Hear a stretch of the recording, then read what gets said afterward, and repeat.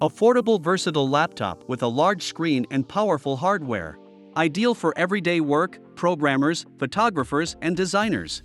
Meet Lenovo IdeaPad 5 Pro. I'm TechBear here.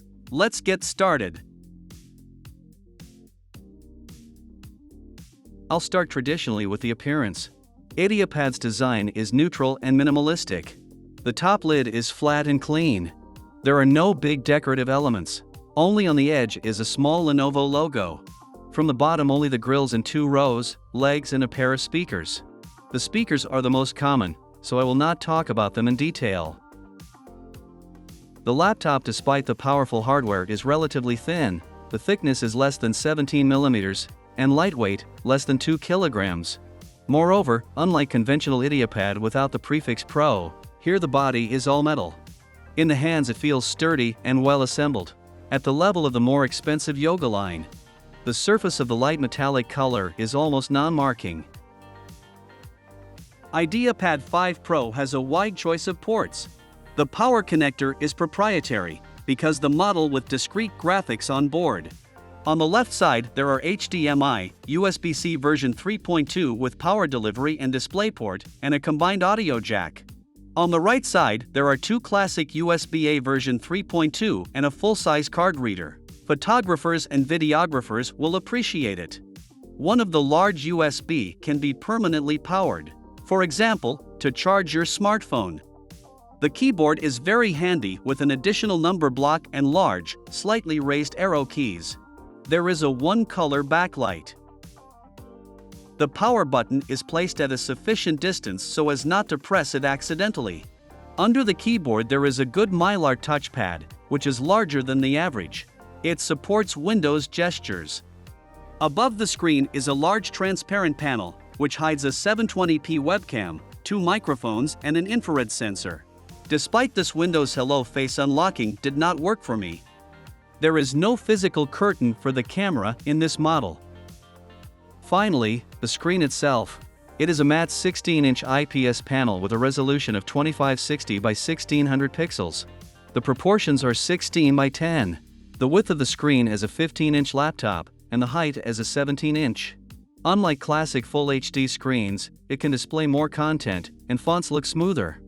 As a nice bonus, the refresh rate is 120 Hz. Well, and full coverage of sRGB color space. This will please those who work with photos and graphics. Brightness is the usual, 350 nits. This is enough for everything except working outdoors on a sunny day and for HDR content. The screen, by the way, opens up to a fairly large angle. It can be useful for someone.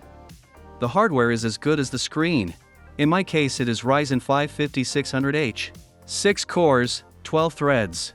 For those who is not enough, there are variants with Ryzen 7 5800H and Ryzen 9 5900HX. Although I'm not sure that the cooling system can handle the top 8 cores without permanent throttling. 16 GB of dual-channel RAM is soldered onto the motherboard. If it's not enough, there are versions for 32 GB. There is also a fast 512 GB M2 SSD from Samsung, and a MediaTek module responsible for Wi-Fi 6 and Bluetooth 5.1. In any case, the laptop turned out to be much more productive than the average office PC. It will be enough not only for heavy Excel spreadsheets, but also for code compilation, multi-layered projects in Photoshop, some 3D and video editing with sources up to 4K. A discrete RTX 3050 video card will do the job. This is not a gaming solution. It has only 4 GB of video memory and TGP is limited by 55 watts. But it is the best for speeding up working tasks. Here are the results of PC Mark 10 for those who like synthetic tests. Let me remind you that this laptop is not a gaming one, but if you really want to, the situation is like this. Old projects like The Witcher 3 will go easily. But in the case of modern heavy games, you have to tweak the settings. My standard example, Cyberpunk 2077. At native resolution and max settings, which is ultra preset with ray tracing and DLSS balance, only gets from 10 to 15 frames per second. I had to run the built-in benchmark on different settings. I got the following settings: optimum, 1920 by 1200 resolution, medium press with no ray tracing and DLSS balance on. As a result, I got quite comfortable 45 to 75 frames per second. And for those who like synthetics, the results of 3D Mark Time Spy got 4,900 points. Finally, a few words about battery life. The laptop has a battery capacity of 75 watts per hour with support for fast charging. It is promised from 10 to 13 hours with an office load. In reality, about 6 to 9 hours at medium brightness, which is also not bad. If you lower the screen refresh rate to 60 Hz, you can get an extra 2 hours. The laptop comes with a 135-watt power supply.